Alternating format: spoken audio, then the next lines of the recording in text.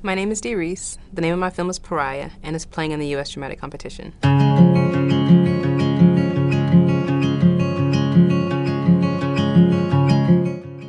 Pariah is a coming-of-age story about a Brooklyn teenager who juggles conflicting identities, and she risks heartbreak, friendship, and her family in this kind of desperate search for sexual expression. The inspiration for the script was the fact that I was coming out myself at the time, and I was having a hard time figuring out where I fit in.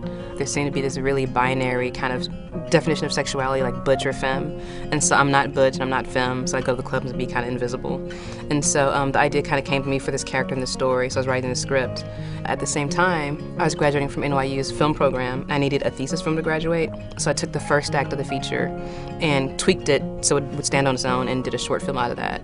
I like to use improvs a lot, actually, because it just kind of keeps everybody on their toes and allows them to be creative and have their own space with the material and kind of have fun with it. And some of my favorite moments are moments that spun out of a kind of improv. So I didn't do a traditional rehearsal. I kind of just did like a mock therapy session. So I had a friend who's kind of like in psychology, and she came in and like did like a family psychotherapy session.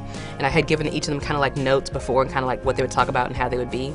And I just let them kind of like talk for an hour to the psychotherapist about their family problems. And that was like the best rehearsal. And when I saw them, all four of them like in the room together, bouncing off each other, I knew that it was like the great cast. We really wanted the lights to not get in the way of the actors. We wanted the performances to feel very natural.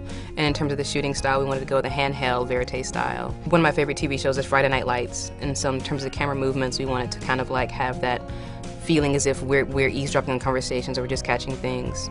I mean, Brooklyn was great. We shot in a community called Fort Greene, and I lived there for 7 years, so the community really rallied around it. We found a real estate broker who knew the area, and she was finding us locations. And so we ended up shooting actually at a funeral home.